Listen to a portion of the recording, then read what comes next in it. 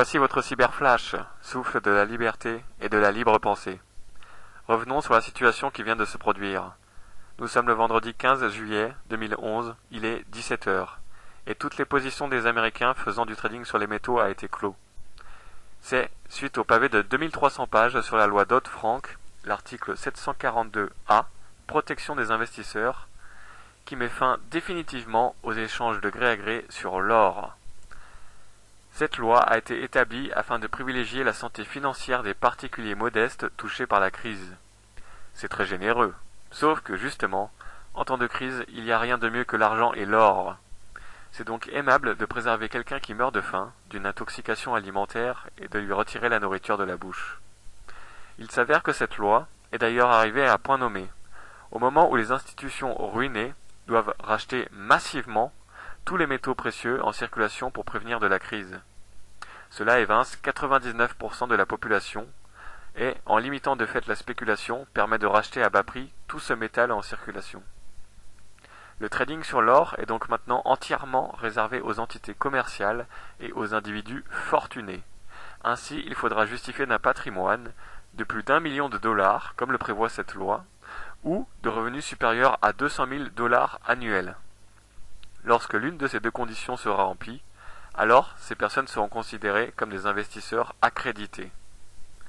Ainsi, tous ceux qui détenaient des titres d'or ont donc souhaité être réglés, livrés et ou se positionner notamment sur l'or physique, ce qui a accru le montant de l'or physique immédiatement. L'exemple du Napoléon est simple à comprendre pour un non-initié. En l'espace de quelques heures, cette pièce, cotée en bourse, est donc passée de ses approximatifs 210 €, gardés pendant plusieurs mois, à 240 €, une explosion de plus 15%. Le lingot la rejoint en grimpant d'autant plus. Par ailleurs, une proposition de loi déposée dans l'État de Washington compte contrôler tout achat privé d'or. L'achat d'au moins 100 $, c'est-à-dire 1/10 d'once, devra s'accompagner d'une déclinaison de l'identité, signature, photo, empreinte digitale. Si ce genre de loi passe, il faudra évidemment se poser la question des motivations réelles. Il s'agit sans doute de préparer une future confiscation de l'or. Dans l'histoire récente, la détention privée d'or a plusieurs fois été interdite. Souvent, évidemment, lors des crises économiques, et on pourra citer les USA et l'Allemagne. Pour les États-Unis, dans les années 30, il y eut une ordonnance promulguée sous Roosevelt, en 1934, The Gold Reserve Act. Elle interdisait aux citoyens américains la possession d'or jusqu'en 1975, ces derniers étant tenus de posséder, à défaut, des billets de la Banque fédérale américaine. Nous l'avons maintes fois évoqué. Si demain l'hyperinflation frappe à la porte et que la monnaie ne vaut plus rien, alors vous serez à la merci du gouvernement pour remplir votre assiette, et vous accepterez tout ce qu'il vous proposera de gré ou de force.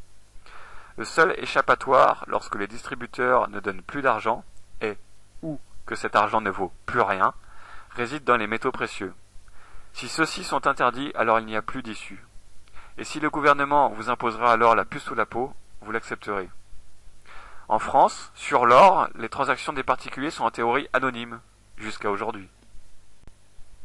En effet, vous pourrez remercier notamment le député Remy Delatte, toujours par le leitmotiv de sécurité, suite au vol des câblages, des différents métaux, une nouvelle loi a été déposée afin d'interdire toute transaction anonyme. Ainsi, dans un premier temps, vous devrez régler vos paiements de métaux ferreux ou non ferreux par chèque ou carte bleue. L'idée est évidemment de conserver une trace totale de toute transaction effectuée sur ces matériaux. Et il s'avère que cette information sera une information clé par la suite, pour savoir qui d'entre vous détiendra de ce précieux métal lors de la crise. Puisqu'il sera interdit, nous pourrons vous envoyer l'huissier avec un bon détecteur de métaux pour ratisser votre jardin. D'abord, le montant du paiement dans ces prochaines semaines en liquide va être diminué à 500 €. En cas inverse, vous risquez, comme le prévoit cette loi, une amende de 5e classe, c'est-à-dire 1 500 à 3 000 €. Par la suite, la nouvelle loi adoptée par l'Assemblée vous laissera ficher dès votre premier euro dépensé dans ce précieux métaux. Elle entrera en vigueur au 30 juin 2012 officiellement. Il n'est pas impossible que cette date soit avancée. Enfin, pour parfaire cet ensemble, et vraiment histoire de comprendre et d'être certain de qui a quoi dans un futur très proche de marasme économique, on aura un bien plus complet encore, toujours récemment adopté par les lois, comme si la carte bleue ou le chéquier ne suffisaient pas. On vous obligera à vous inscrire, empreinte, identité complète et adresse d'acheteur et vendeur. Toute transaction sera ainsi scrupuleusement répertoriée. Le veilleur vous propose dès aujourd'hui de vider votre compte en banque, acheter de l'or et le payer en liquide. Vous éviterez un compte bloqué et des billets sans valeur. C'était votre cyberflash, souffle de la liberté et de la libre pensée.